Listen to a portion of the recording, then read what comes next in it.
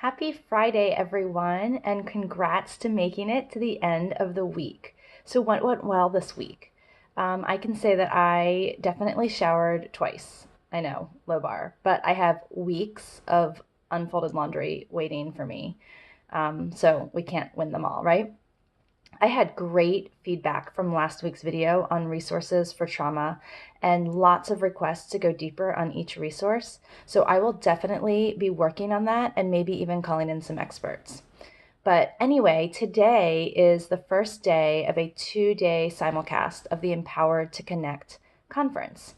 And I try to go at least half a day each year because even as a parent trainer, there's still so much to learn and even more to be reminded about.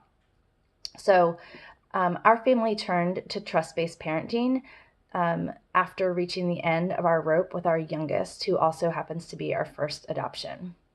So, what is trust based parenting? Well, in a nutshell, there's a lot of science to show that children who have experienced stressful pregnancies or deliveries, early hospitalizations, changes in primary caregiver, and then other obvious abuse, neglect, and trauma have altered brain chemistry. So we call these children from hard places.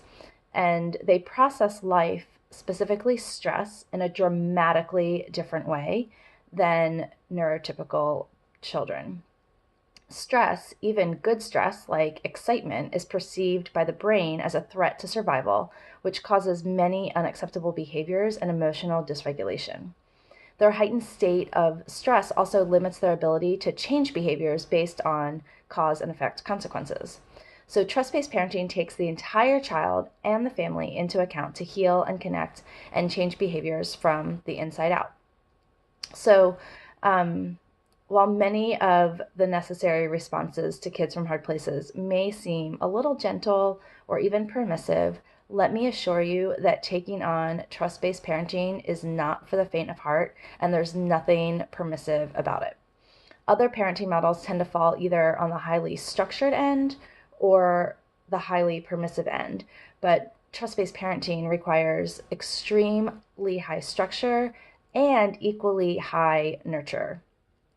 Um, it's like kind of burning a candle at both ends of the parenting, um, burning both ends of the parenting candle, though. And it's really exhausting, but totally worth it. Here are some things that I constantly find myself reminding myself of, and hopefully they'll help you too. So, number one, attachment starts with me.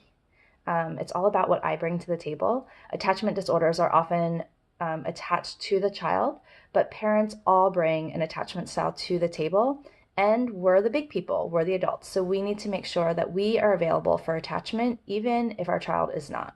And we need to understand how our child's behavior affects our ability to attach to him or her. Number two, each misbehavior deserves a level 1 response first. So the thing with kids from hard places is that they go to fight, flight, or freeze at any sign of stress. I'm a pretty intense person, and mouthiness pushes me over the edge. But the goal is really to meet mouthiness with a playful response or a redo. That's level 1 because it's really not an unsafe behavior. It's not something that, if I'm really thinking objectively, needs or should need anything more than that. Often my upbeat, low stress response would actually prevent my child from shutting down and retreating into a world of anger and worse escalated behaviors. But in reality, I often overreact, and in the end, my child has learned nothing, and our relationship has actually taken 2 steps backwards. Has anyone ever been there before? Yeah, me, like probably every day. Number 3, relationship, not consequences, are the end all be all. They're everything. So to do this job well, we have to remain connected to our kids even when we're correcting them. Number 4, compassion cannot have an expiration. And there's some great posts about that, but we have to be in it every day, and healing is long and complicated. And so our compassion just really needs to be renewed every single morning. And sometimes there's different ways, and maybe that's a whole nother video to do that. And if you have ideas on how to do that, I would love to know. And then lastly, shed your expectations.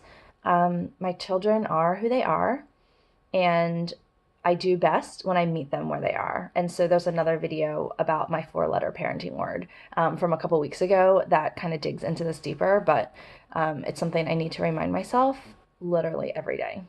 So, what do you have to add to my list of reminders? What do you need to be reminded about? How can we help you?